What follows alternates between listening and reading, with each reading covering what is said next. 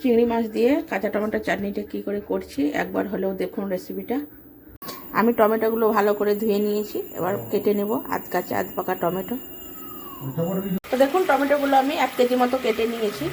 এখানে বেশি কাঁচা কাঁচাই টমেটো নিয়েছি, ভালো টক হবে বলে।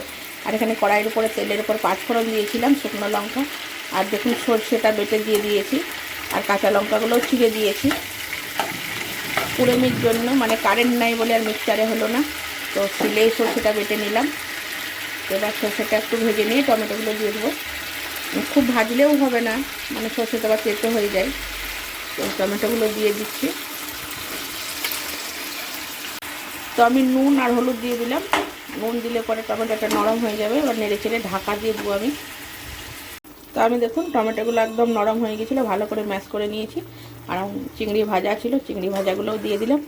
আর এখানে দিয়ে দিয়েছি সামান্য একটু মিষ্টি, কেননা দেখুন চাটনিটার ওপরে এবার আমি একটু ধনেপাতা দিয়ে দিই।